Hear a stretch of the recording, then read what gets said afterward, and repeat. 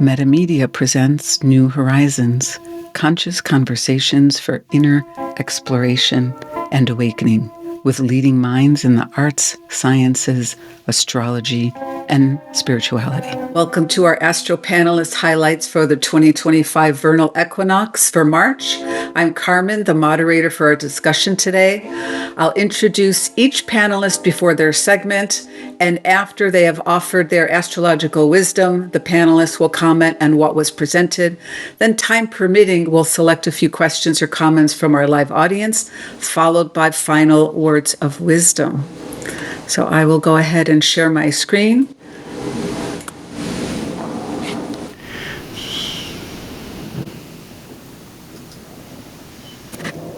Our first astro panelist is Cayelin Castell, the co-founder of Venus Alchemy, My Star Alchemy, and the former Shamanic Astrology Mystery School.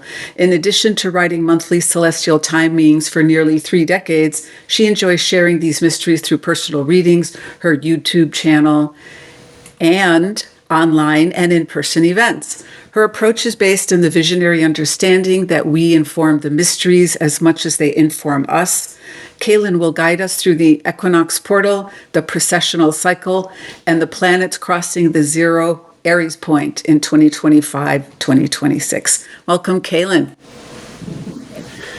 Thank you. I'm so excited to be here. And I just learned something yesterday, and that we're doing this on March 1st. It's so off the charts amazing because according to EarthSky.org, this is the first day of spring. March 1st is the first day of spring from a meteorological point of view. So the astronomical and astrological point of view is March 20th when the sun reaches zero Aries. But here we are today based on because of the tilt of the earth and the way the weather patterns change, they say spring actually starts on March 1st. In the Northern Hemisphere. So I just found that fascinating. And here we are doing this for various reasons on March 1st. And so a couple of things. One is that the spring or March equinox was something that ancient cultures very much were taking note of, and in fact built standing stone circles, pyramids, petroglyph sites, chambered cairns, temple sites to track that magical link at the spring or at the zero Aries point, the March equinox point. And there's a book called The Equinox and Solstice Ceremonies of the Golden Dawn by Pat and Chris Lewinsky. And they say that at the equinoxes, and especially the March equinox, it's a time to establish new contacts with realms and dimensions, with other realms and dimensions. So ancient cultures, that's what they were doing when they were building these ancient sites. And there's places like Stonehenge and Kukulkan, that a pyramid down in Mayan country, Chichen Itza, where the equinox sunrise and set is lighting up the serpent on the pyramid, and then Chaco Canyon that lights up the pathway through the main site of Chaco Canyon. So there's all these ways that ancient cultures have tracked this cycle. So we could imagine that it's a portal. The alpha point, the beginning of a new, we start all of the seasonal signs with the zero Aries point. They end with the 29 degrees Pisces point. So we have that alpha omega moment happening as we go into the spring or the March equinox. And so having awareness of this, and also just wanted to say that the Upanishads mentioned that the sun is the door into the world, or the entrance into the knowing. So the sun is the doorway, and at the equinox, it's opening the equinox portal. So awareness of the power of the equinox sun, the doorway is open, the knowing is activated. It has never been more important to hold love and kindness in our vibrational field, as whatever we are attending to is being supercharged in this very rare 2025 equinox portal. It would be supercharged anyway, but this is being even more supercharged. So just something to be aware of is that over the precessional cycle, so the equinox point is moving 1 degree every 72 years. And according to John Muse, astronomer, he calculated that the the zero Aries point entered the constellation of the fish, also known as Pisces, but that gets confusing if you call it Pisces, because then people think it's the sign of Pisces, but we're talking about the constellation, and so we call it the fish. That happened back in 68 BCE, and it takes about 2,160 years for it to travel through a whole 30 degrees. And so that means that it would be about 2092 by the time it had traveled the whole 30 degrees of the sky, and it might still be a little bit in the constellation of the fish, but moving into the constellation of the water bearer.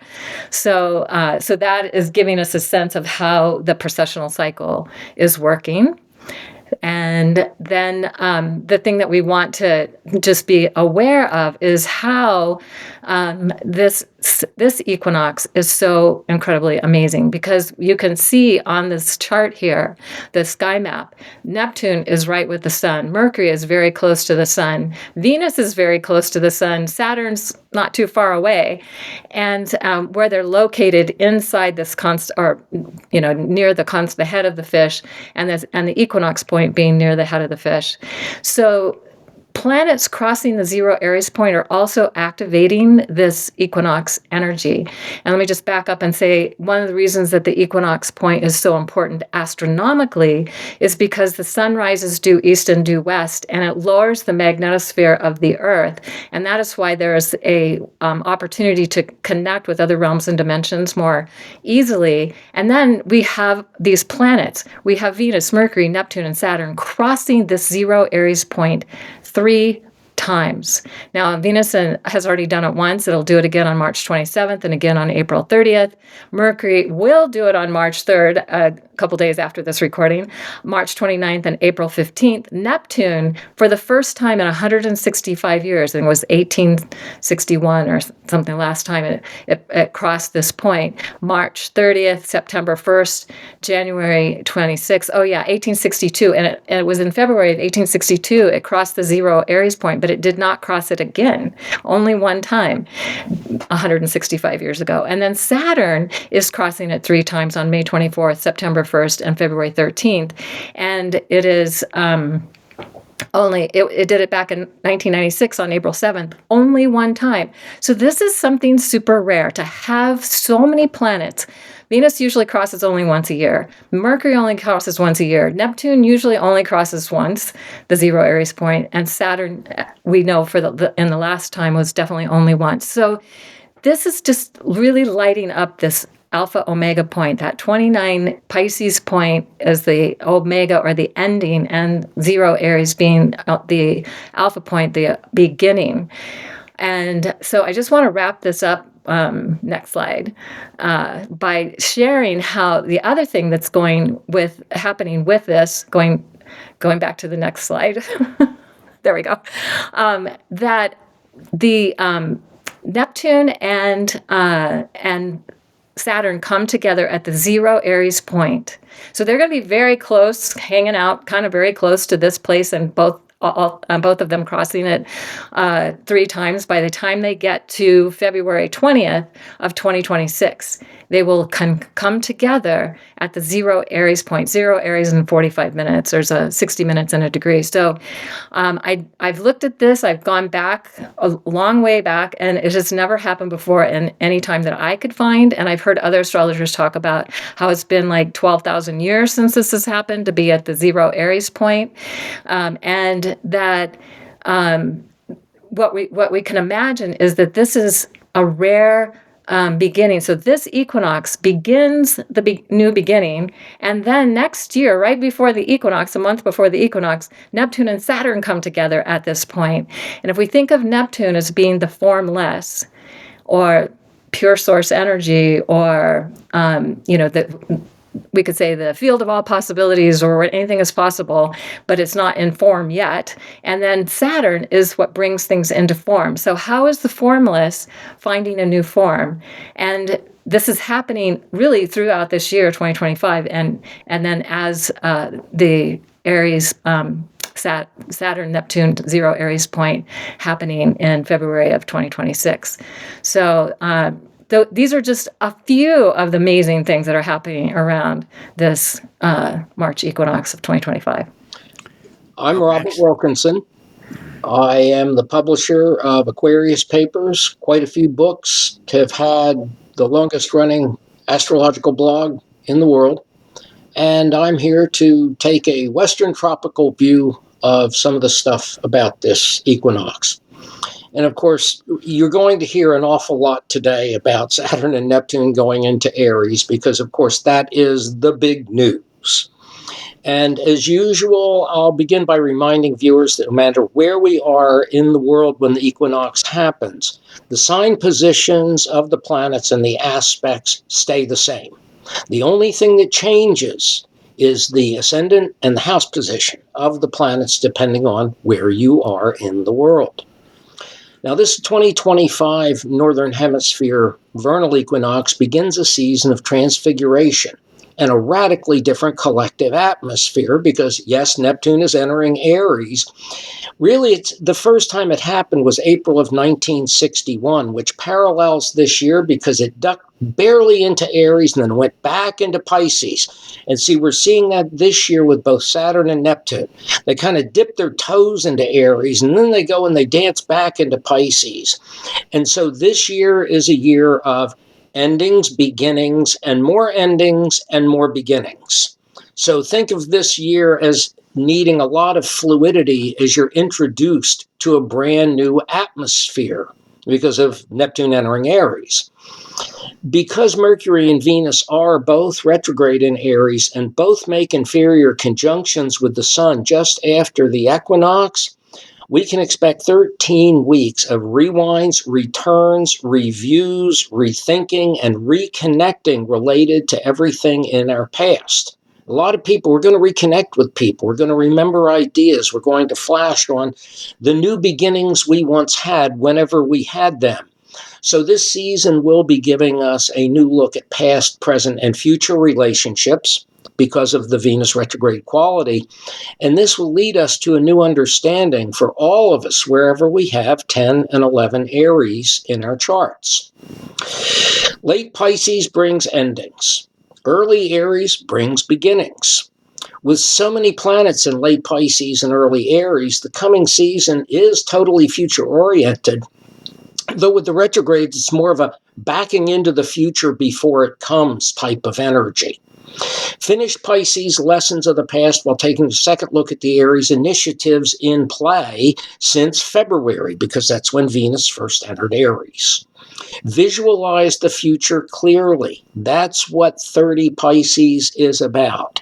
And see a more evolved role that you can enjoy as you listen to your inner voice and find an ancient wisdom blowing through the windows of your mind. In any chart, looking at how the planets are distributed shows the emphasis. And here, with this one, obviously everything's on one side of the map except for the moon. The moon in Sagittarius is in a disseminating phase, and it's the handle of what is called a Bucket-Jones pattern. Because in this chart, we have all the planets between early Aquarius and mid-Cancer, late Cancer, except for the moon. So the moon becomes the handle for how we can get a grip on things. It shows, for example, moon in Sag being the focus, being the release of the energy, shows a lot of expansion and freedom. Maybe some are going to find new loves as per the Sabian symbol. Maybe a new enthusiasm, maybe a new passion. Now, whenever you see a bucket, the handle shows the cause, the solution to a problem, or the way to release the potential. So again, if you want to get a grip on something, be the best moon in Sagittarius you can be for the next 90 days. Show humor, show imagination, allow your heart to express itself, express a greater love, a greater enthusiasm, a greater sense of life's adventure, all those really good Sagittarius keywords, and create space, because Sagittarius is about taking what was bound in Scorpio and expanding it infinitely into space. So create space to enjoy the possibilities that are now opening. A disseminating moon wants to spread and share the news and views. It's said to be assimilative, synthesizing. I call it the phase of the weaver, because we give and receive information. So share abundantly, and you'll find yourself much more aware of a lot in June than you are now. So let's turn to the charts and see how the planets shift depending on where we are. Here we start with Southern California. We find 29 Sag on the ascendant. We have a huge cluster down at the bottom of the chart, so that's really where the anchor is. The moon's in the 12th. That's the focus. Jupiter's ruling the ascendant in the 6th. This has 2 planets above the horizon and 8 below, so it's really submerged. However, 5 are in the hemisphere of self, 5 are in the hemisphere of the not self, so that's balanced. And the strongest aspect really going on that's prominent here is the Mars trine Saturn and Neptune. So this will shift. In this one, it's from the 7th to the 3rd, so it shows a lot of associative and informational type of energy. And you'll note that Mercury and Venus are both retrograde in the 4th house. Now we go to Washington, D.C., we see Aquarius rising. Puts the cluster entirely in the 2nd house, even though the printout won't allow it. You'll note all of the planets there are in the 2nd house. The moon's in the 10th. That shows the focus of the season, puts the U.S. government into very high profile. Saturn rules the ascendant. It's in the 2nd. This shifts the emphasis into the hemisphere of self. There's 8 planets in the hemisphere of self, only 2 in the not self, but there's only 2 above the horizon and 8 below. So this is a totally subjectively self-oriented season for Washington, D.C. And this is where I'll remind you of something I gave you in the past one, that planets east put us more in control of the process. Planets west shows we have to make the best of the circumstance. That's just as a general rule. Now, what this implies here, because we've seen LA and DC, the United States has between mid-Sag and early Aquarius rising. And I did a few more things. Seattle's got 16 Sag rising. LA's 29. Salt Lake City is 30 Sag rising. However, San Diego and Las Vegas both have 1 Capricorn on the ascendant. And that goes all the way east to Nashville, which has 29 Capricorn on the ascendant. And then we shift. Mobile, Alabama has 1 Aquarius on the ascendant, and Columbus, Ohio has 1 Aquarius on the ascendant. So everywhere west of the line between San Diego and Salt Lake City has late Sag rising. Everywhere east of there has Capricorn rising all the way to a line between Mobile and Columbus, and everything east of that has Aquarius rising. So Jupiter is the ruler of the ascendant in most of the western United States. Saturn rules everything east of that line. Now we go to London, and we jump to Gemini rising. And this puts an emphasis completely on the eastern side with 8 planets east, 2 west, and 8 above the horizon and 2 below. So it looks like England is going to be very visible this spring. The moon in the 6th looks like public servants or the military might be in the focus here. Now we jump over very quickly to Kiev and Moscow. Kiev has 14 degrees rising, which is significant because that's the star Sirius, which is supposed to be the center from which all of the wisdom of the world originally came via the Kumaras. So in some way, Kiev represents something of a greater truth, the sun of our sun. We jump to Moscow, and it's got 25 Cancer rising. So you'll see in both of them, the emphasis is entirely on self and above the horizon, which of course perfectly describes that situation. We see the moon down below the horizon for both places. So ultimately, the moon is on the east side of the chart for North America and South America, and it's on the west side everywhere else, which I thought was very interesting. So let's get back to Washington, D.C., just as a general marker here. It has the ascendant at 9 Aquarius. That's a degree of launching a progressive vision. It's ruled by Saturn on a degree of interdependence. So I would think that means the government will be focused on how things are interdependent, which means that there's probably going to be a lot of breakdown. Now, Saturn is ruled by Jupiter at 15 Gemini, shows a lot of talks, which will probably go everywhere and nowhere. But because of Mercury retrograde, I don't think very much is going to turn out as we might expect at this time. Now, the Mercury-Venus retrograde sextile Pluto, with the Sun also sextile Pluto, shows past events will come up, allowing us to see the truth of what's been concealed before now. And as I noted in my book, A New Look at Mercury Retrograde, when I was doing research across the centuries, I found many criminals were busted during these periods. Previous crimes were exposed, especially corporate malfeasance. So I expect a lot of prior mischief to be uncovered these next 90 days. And those should allow us new perspectives on the rebeginnings in play since December of 2024. There are some aspects showing crucial forks in the road of destiny. One of the big ones is Venus septile Uranus, but I probably don't have time to go into that right now. But the thing is, the solar Sabian symbol for one, Aries, that's the light that initiates this moment. And that's the woman emerging from a sea. And this is all about the emergence of the individual out of the collective consciousness symbolized by the sea into self-conscious awareness on dry land. So that's really what symbolically this is about. We're coming out of the ocean of Pisces and we're standing on dry land for the first time again. Now, the worldly ruler of the sun in Aries is Mars. It's at 21 Cancer, a degree of putting on the show, the supreme realization of a life ambition.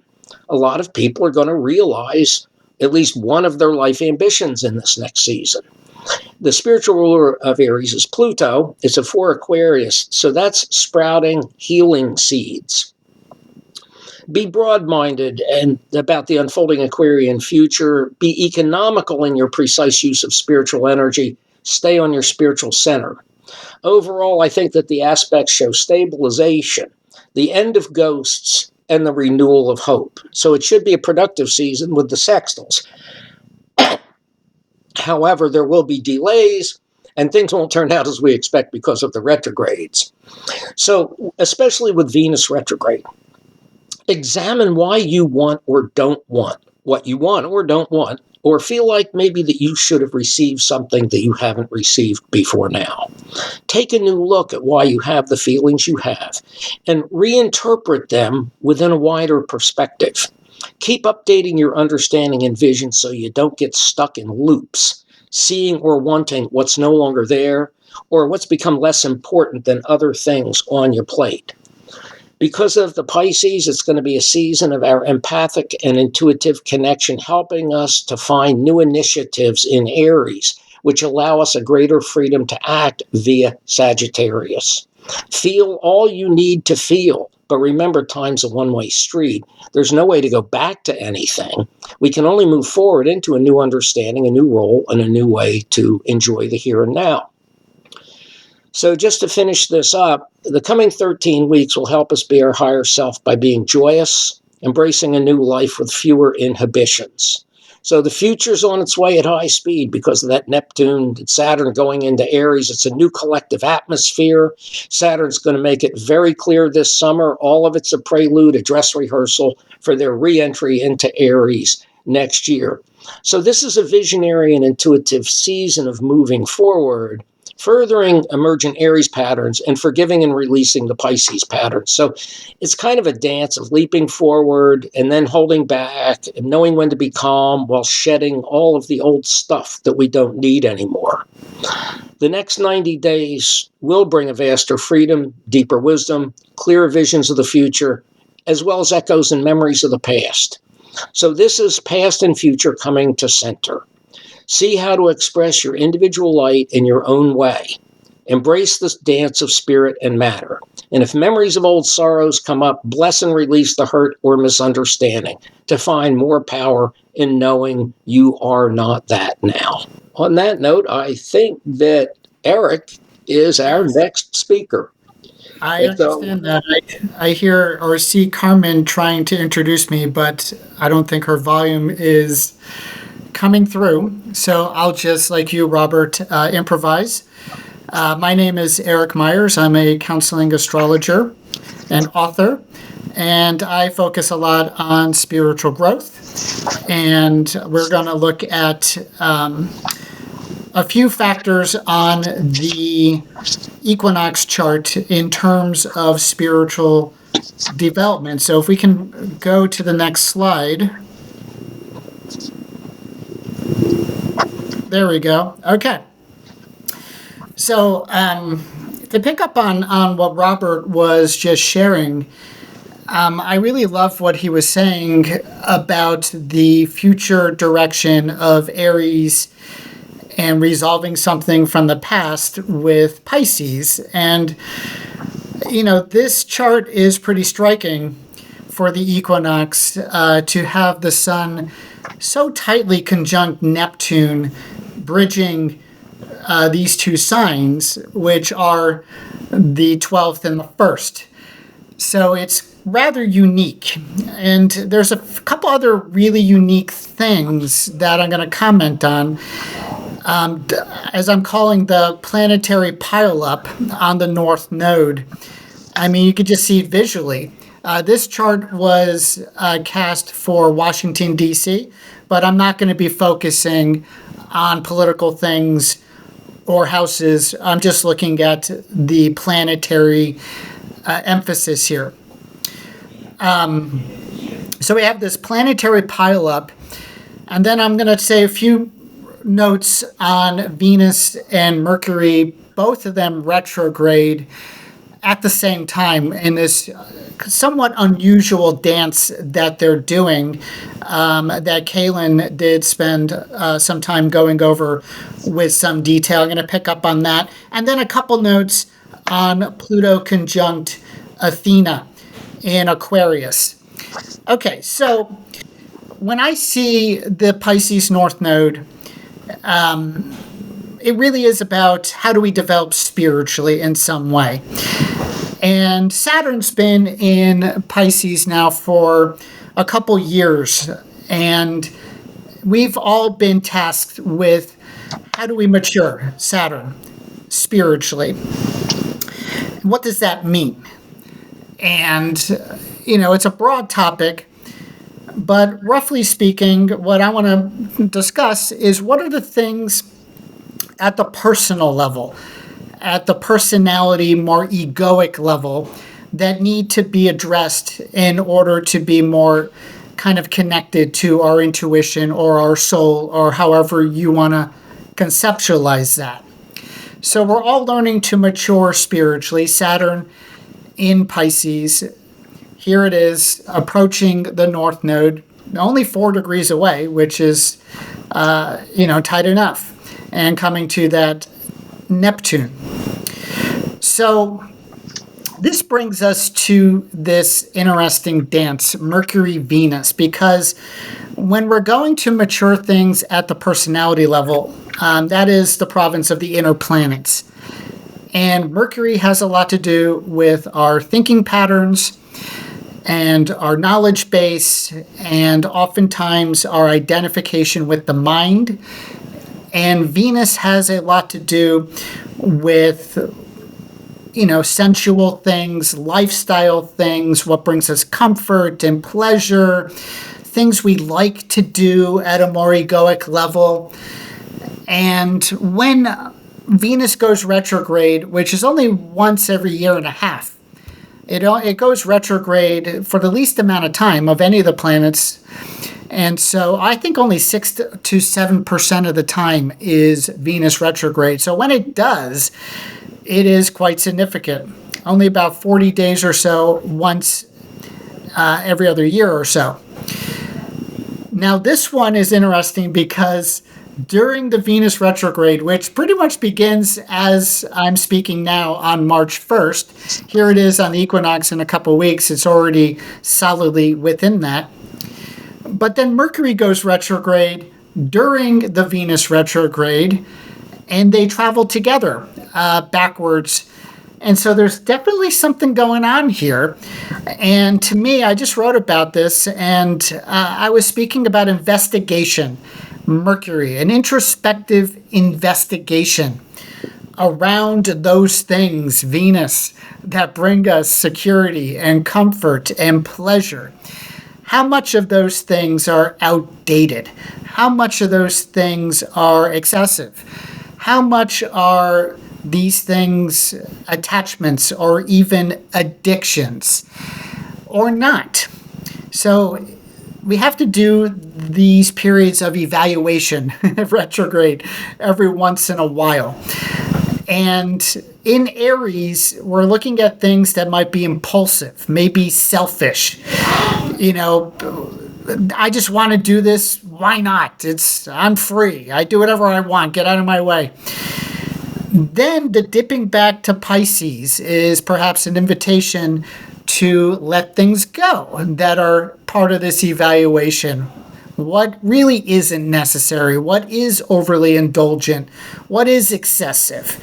And it could be anything. It could be, lifestyle things like smoking and drinking. It could be around patterns with other people pleasing. It could be a variety of things. But it's time to look at these things, and when Mercury and Venus go back to Pisces, to hopefully release what is unnecessary or impeding spiritual development. And then when Venus and Mercury both go direct again during this spring season, they will enter Aries anew, and hopefully having a new routine, having a new relationship with our mind and our habits that are more in alignment, dipping back to the inspired, imaginative, intuitive Pisces waters. So here we have the bridging of Pisces and Aries that this chart is so emphasized in. How do we bring things that are spiritually nourishing into new iterations? How do we bring things from the past that are still relevant into a new pattern moving forward? The bridging of before with now. Interesting dance with these energies going on. The issue that we must also keep in mind, the Virgo South Node, in general, there can be the tendency, I don't know if I can do it, I don't know if I make the grade, judgments, self-criticality, anxiety, am I doing it wrong? And part of the Pisces emphasis is to trust life and to allow oneself to be a work in progress and to learn to be more in flow with what's emergent rather than strategizing or worrying a lot. I think Carmen has disappeared. Hopefully, I'm still being paid attention to. Everyone's hearing me okay? Okay. Let me go into here comes Carmen back again, to the final piece in deference to time. I want to say a few things about Pluto conjunct Athena together. So my view in general is that the entire 21st century is this kind of entrance, just like the Pisces and Aries, to another age that Cayelin gave some excellent information about. I don't think that we all wake up and of course it's just a new age. I think it's gradual, and I think the 21st century is the transitional between Pisces to the age of Aquarius. And my view is that part of what needs to shift is around power, influence, wealth, status, those who like to maintain control. Aquarius wants to level the playing field. It's much more democratic. It's much more communally focused. And so with Pluto in Aquarius, there is that challenge, that is the work, dealing with the psychological issues that are underpinning this evolution is what we're doing now. And Athena does point to the empowered feminine. And I love Athena, and it's the face of the feminine that is more of an activist, that is more out in culture, that is more empowered. You have other elements in astrology, Ceres, more maternal, Juno, a little bit more kind of attractive energy. This is the face of the feminine that goes out there and kicks ass and gets the job done and is potent. And a lot of feminists, male or female, have prominent Athenas in their chart. And I really see this energy as helping us level the inequities of the patriarchy. So here we have Athena in progressive Aquarius, conjunct Pluto. And what the challenge but opportunity is for women and also feminists, for men who are, of course, more amenable to this more equality mindset, to really rise up and to be much more active. And I do think, from what I understand, is that there is going to be a lot of activism, at least in the U.S., against the Trump administration. Women's marches, probably, other types of displays of Aquarian protest. This is to be expected. I think this will be out there and timely. And, a lot of people more on the progressive side of things are grumbling about the current political scene, and I can certainly understand that. But I also think that it's the perfect situation to rally the collective in pursuit of reform and activism and getting things more along the Aquarian trajectory. I have come to see, people might want to throw darts at me or something, but people in general seem to be somewhat complacent to me. And sometimes we need to be shaken a little bit to get more urgency to act. And the current scene might be providing that. And this astrology, I do think, might convey people becoming a bit more active as activism. And that also can be some of the fire of Aries, of spring energy in general. Whereas winter is more getting things together, building, rising up from the darkness. Spring is about spreading our branches out and networking and joining with allies and being much more just simply active in pursuit of our aims. Also, we see Jupiter in Gemini trine that Athena, and Jupiter, of course, goes with activism. In fact, Athena was born from Zeus or Jupiter's head. So there's a relationship about just being out there in the cultural milieu and being much more present with what we stand for. Okay, so in interest of time, I think I will conclude here. So I'll pass it to the next person. First of all, let me thank Eric and Robert and Cayelin for their excellent presentation and the points that they have brought up. They're all very significant, real, and meaningful, not just ideas, but needs. When we look at an astrological chart, we're looking at something that humanity essentially is and needs to remember in some ways. And so the ancients did that remembrance by trying to be aware of what is coming up next and what they are leaving behind at the same time, which led to a lot of the North American indigenous people looking at their actions in terms of the effect it would have for 7 generations or more. So looking at these two charts, two of them. One of them on the left is the geocentric chart, and one on the right is the heliocentric chart. Now this is the solar fire example of a heliocentric chart. Uses all the same coordinates for houses, but the sun is not visible and the moon is not visible in the chart on the right for the heliocentric. Now, both of them have this much. The first planet to rise was in Aquarius rising. The first planet to rise is Saturn in Pisces, and the last one is Pluto in Aquarius.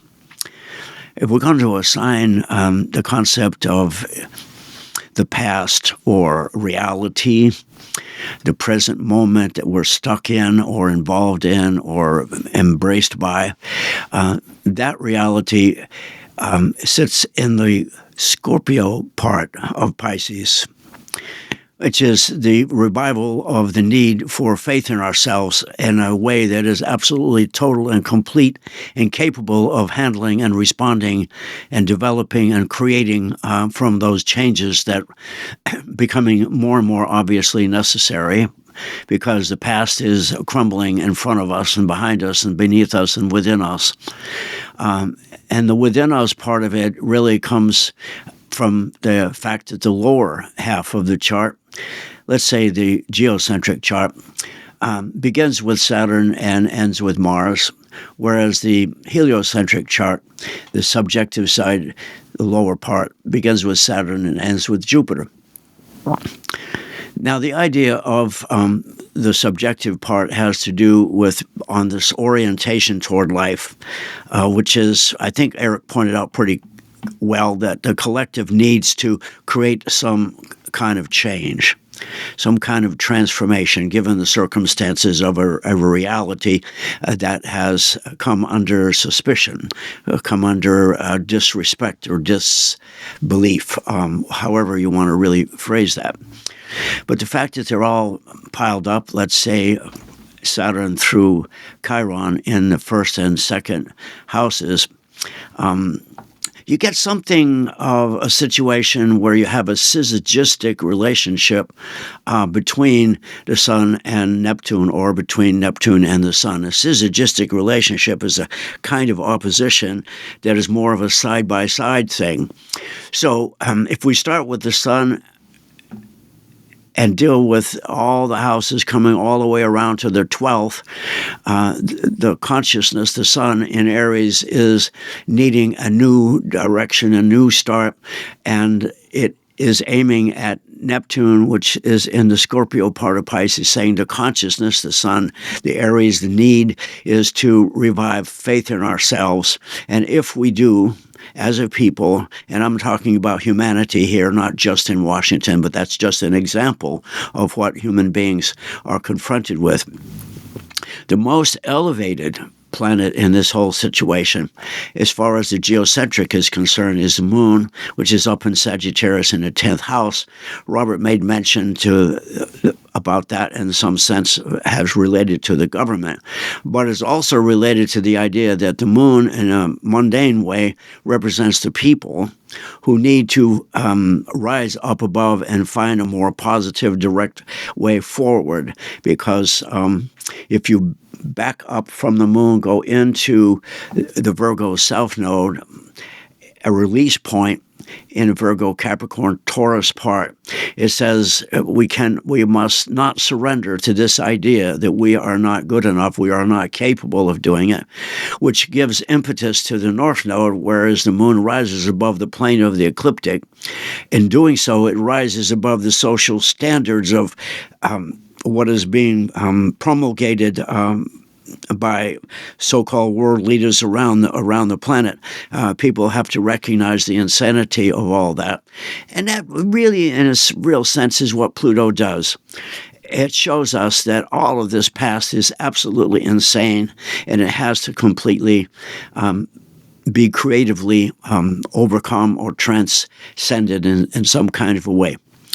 So with Saturn being the first planet to rise, Capricorn on the cusp of the 12th house in both houses, in the Taurus part, is really pointing out to the kind of economic, socio-political misery that we're all going to be involved in and feeling. But it is a wake-up call that's saying that is the past dying. And you don't want to interfere with that. You don't want to try to stop it. You don't want to try to make it better. You have to let it die. But in the process of letting it die, you have to put a lot of attention on that Uranus in the third house, near the cusp of the fourth house, talking about transformation of the reality that we're all engaged in. And since both Saturn and Uranus rule Aquarius, this whole first quadrant is a collective egoic kind of thing. I think Eric was talking about the 21st century in a way that is very meaningful because it is a transition. Later, I'm going to talk a little bit more about another cycle, a huge cycle of 24 and 25,000 years of yugas. And they rise and they descend over many thousands of years, and we are near the end of the Kali Yuga at this point. And if you read and I haven't, but others have read the ancient Hindu texts about the Kali Yuga, it perfectly describes exactly what is going on here and is written many thousands of years ago. So there's got to be something to it. So we are at the end of something. Here in the U.S., looking at the desecration of what is going on with our so-called security, governmental order and all that, that's all crumbling. So this whole egoistic chart is saying, try to find the future. Try to get past it. Let it go. Don't try to save it. Don't try to limit it. Don't try to make it better. It's as bad as it is because it is that bad and is something that is trying to leave us.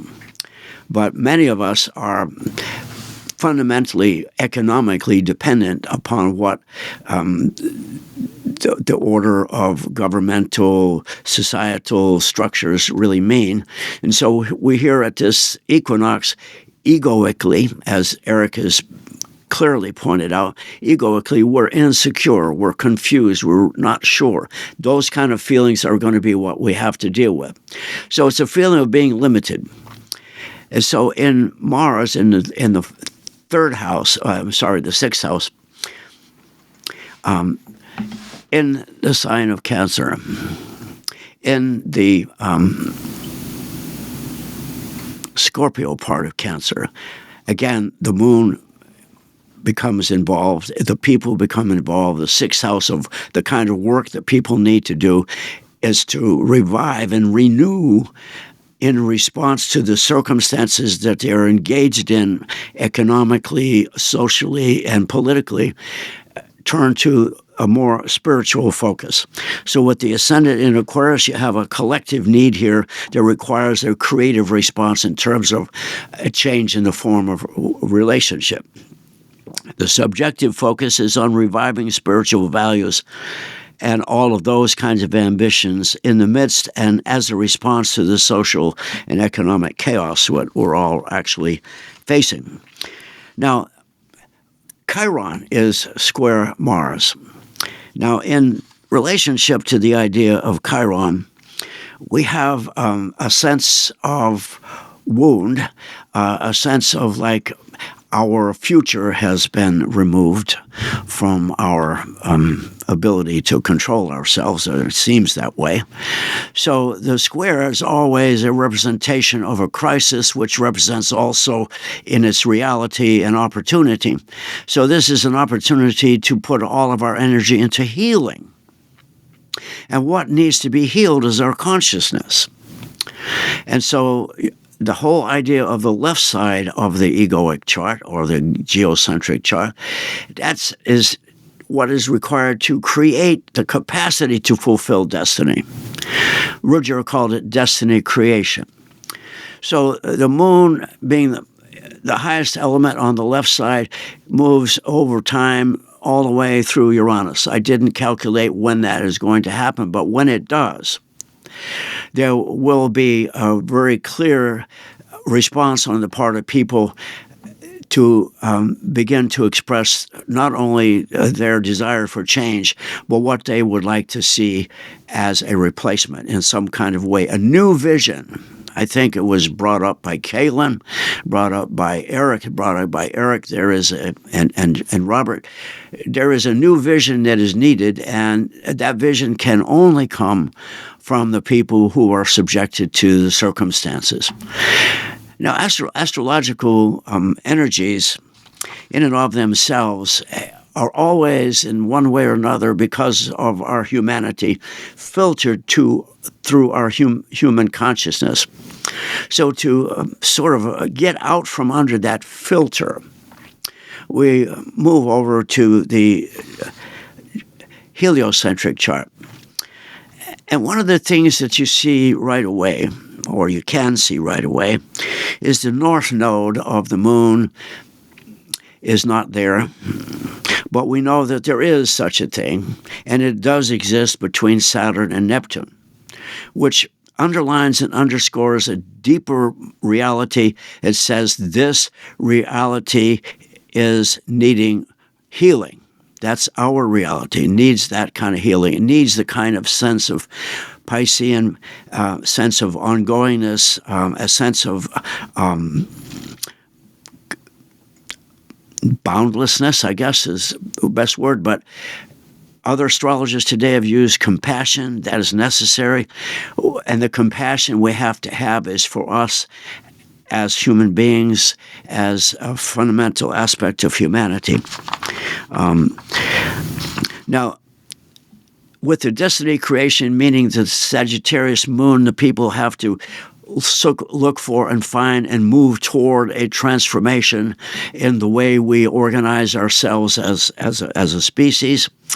And the destiny on the right-hand side of the chart being fulfilled means that if we do that with the Jupiter, I believe, in the Aquarius part of Gemini, we can rise above the conflict that we have about change and begin to revive a faith in ourselves and get to work at letting go, South Node in the upper half, letting go of this idea that we're just not capable and not good enough. Because Saturn also is the patriarchy, and Saturn also is religion in the formational kind. And that has separated each human being into what is divine and what is sacred and what is damned. And in many, many ways, you see there's a false division between what is divine in us and what is human in us, and it's all divine because we are, as Robert has stated many times in the past, we are eternal beings with a body and a mind. And these collective bodies and minds have to understand that this is a time for us to realize that we're at the end of a huge cycle of many 6,000 to 7,000 or 8,000 years of a descent into this depravity, which is no better word for it. And it's the beginning of the awakening of the time for us to realize that we are in a depraved state. And we have a desire to do something about that. Egoically, it's all about me taking care of myself. Spiritually, it's all about each me being free to do that, whether they realize it or not. So where we are in the yuga cycles of these 25,000 years, I bring it in because it's important for us to understand astrology is a science of cycles. And the biggest cycle that I can imagine are the yuga cycles. Now, I was gifted a book by Carmen called Yuga Shift by a man by the name of Bibu Dev Misra. I read the book. I tried to read it twice. It's absolutely correct and amazing, and we're at the end, if you see here, in the descending cycle of the Kali. We're near the end of our 2,700-year descending part. We've gone to the very bottom. What we're facing with this equinox going forward is what the Greeks would call ekperosis, cataclysmic transformational changes, various ways in which that will challenge humanity.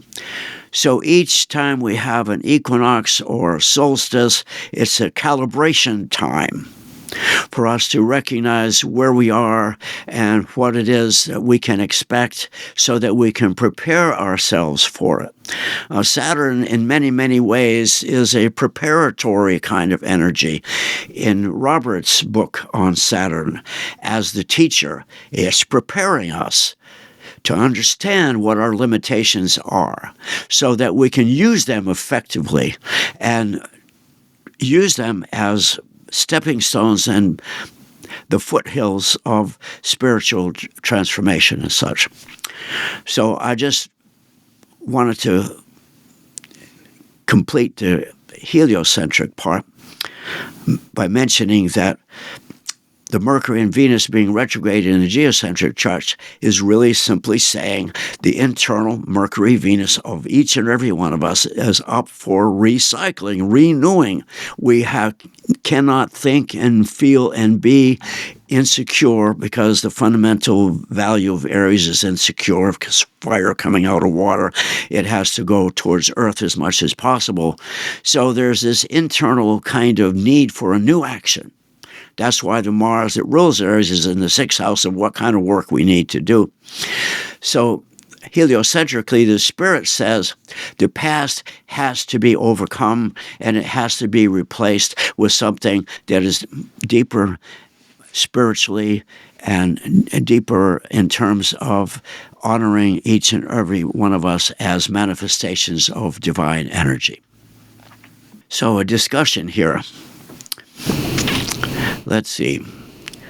Should we go back to Cayelin and a few words from Cayelin about what we're doing here? So I think we're supposed to comment on what we've commented on or something. I hope I have that right. Anyway, I just appreciate what everybody has said. And Ray, the talking about the end of the Kali Yuga, I've been aware of Bibu's work for a while, and that he mentions March 21st, 2025 as the end of Kali Yuga. Of course, there's a transitional period. I also find it fascinating that Dane Rajar spoke of 1899 as the end of the Kali Yuga, but we'd still be in the transitional period. And also Sri Yukteswar said 1899 was the end of the Kali Yuga. But it kind of makes me think of when we think of 2012, December 21st, 2012 was the end of the Mayan calendar. It was like there was this end point. I don't know that that we can have something specific like that, but this equinox is so different than anything we've ever seen, and I love what everybody's brought in about it. And that the one thing that we haven't really said is that it's also at the center of eclipse portal or eclipse cauldron. Yes. So there's a total lunar eclipse across the United States, interestingly, on March 14th as Mercury's going retrograde, and then the partial solar eclipse covering the sun by 93%. The moon covers the sun 93% on March 29th, as just as Neptune's getting ready to go into Aries. It's like so amazing. So there are so many factors here that are just lighting up this equinox that it's hard to actually cover everything. But I just really appreciate what everybody's said and how it's like, how are we completing with the past, being in the moment so that we can dream and actually co-create a future that works for everybody and not just a few. I guess it's my turn. Ray, you're muted, just saying. Cayelin, you've hit on some really valuable things. I'm going to get back to that, the guy that you quoted who says that the age of Aquarius is like 2092. I've always had to give talks reminding people that the transition between ages is hundreds of years. So, it doesn't end on a certain day at a certain year, because even if you just give 10% leaving, 10% coming in, you're talking a 420-year transition period. So we have that. And I mean, the consensus is that we're slipping into a brand new era, I think, between 2050 and 2092, because Saturn goes into Aquarius again around 2050. And then we have another huge Jupiter-Saturn grand mutation in Aquarius in 2080 into 2081. And that will pick up where the grand mutation of 2020 left off. To have two Jupiter-Saturn conjunctions in Aquarius is an amazing thing. And then with Eric, we're definitely in a season of finding new relevance for old patterns, or we're going to drop them altogether. You're absolutely correct in that one, because, again, and it had to do, we're talking about the Sun and the Neptune.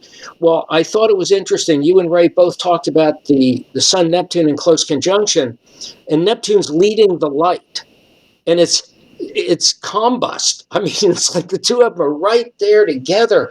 And the last degree of Pisces is the dreaming of the future, and the first degree of Aries is coming up out of the ocean. And so we are getting that because next year we get a Sun conjunct Neptune and Saturn at the equinox in Aries. this is the last one in Pisces. And then I think Ray hit something really important with the Saturn, Neptune, and Pisces. There is a need to codify new mythologies. It definitely, and it also reminded me, Aries hates duplicity. And Pisces is about duplicity. So as the Aries gets stronger, as he said, as it chases the Earth, it'll really challenge a lot of old deceptions and old mythologies, because Aries has no patience for deceptions. Take it from an Aries. we don't like them. And the other thing I thought about in terms of the yugas, in the Bhagavad Gita, Krishna said he'd reappear when unrighteousness is dominant and at its peak. So I think that we're right on the threshold of seeing some kind of a mass change in consciousness to bring forth an entirely, not just new mythology, but kind of busting the old, what I would call problem of separateness, because it's the problem of separateness that creates the hypnosis with materiality. And all that I know is that what we're dealing with here, interestingly, is Saturn is on a degree of interdependence. That's what I was saying. I think that we're going to all learn just how interdependent we are. And the thing is, we are moving out of what Rudyard called the winter of the 21st century into the spring of the 21st century. And this is the first vernal equinox of this new season of the century. So this is like the tip of the spear, but there's so much Pisces, as Eric was talking about. It's like Pisces North Node, what would you call it, a pile up. And yes, it is. So we're kind of getting this piling of Pisces along with the promise of the Aries that still has to go back into Pisces before it can finally move forward in 2026.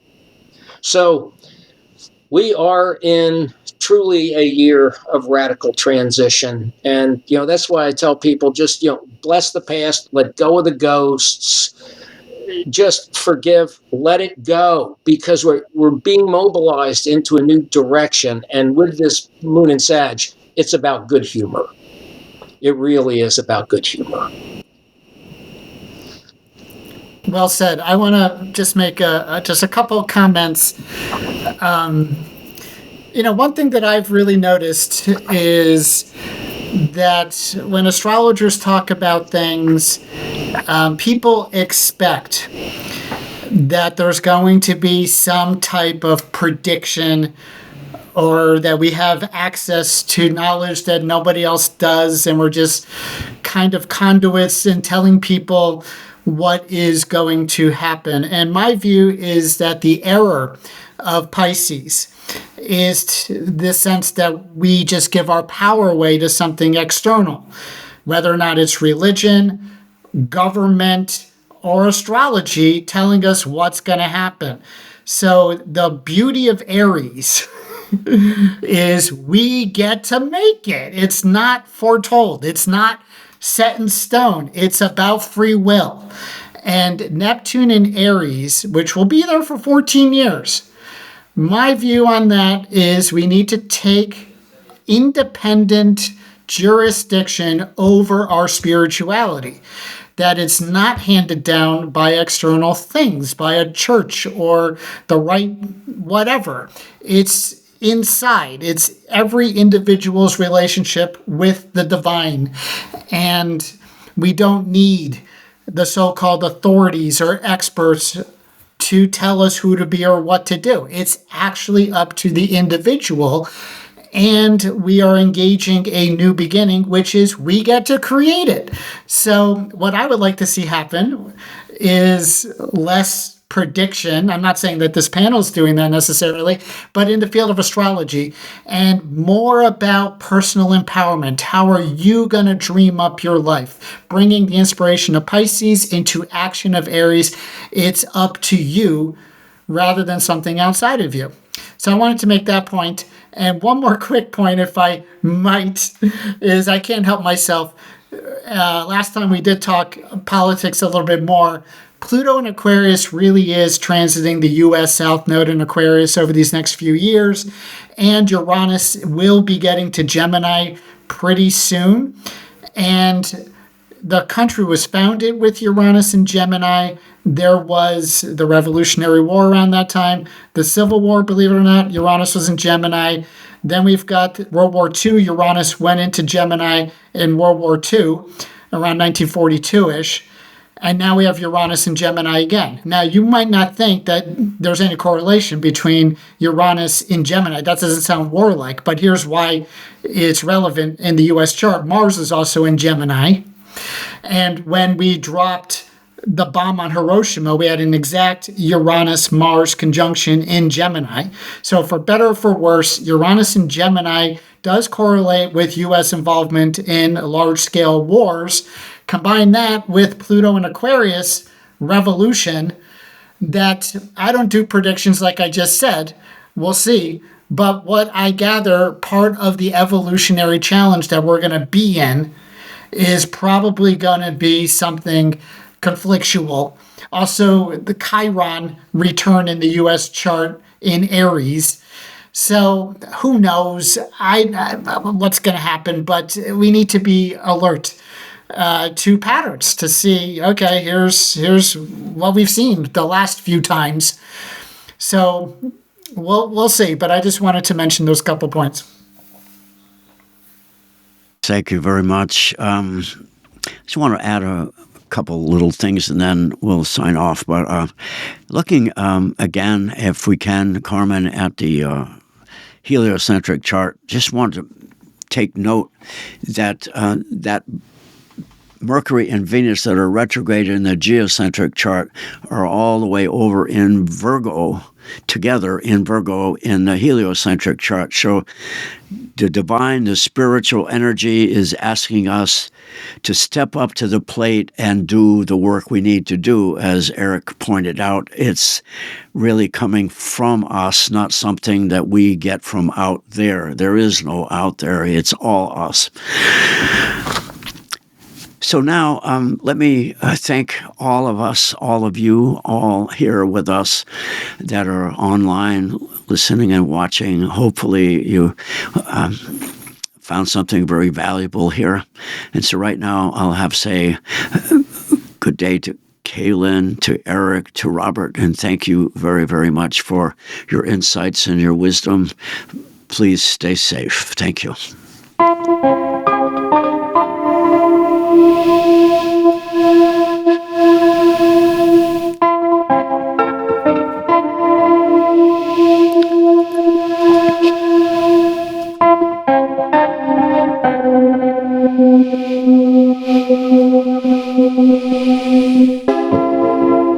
Thanks for listening. Enjoyed this topic? Support future consciousness raising podcasts by visiting newhorizonspodcast.org.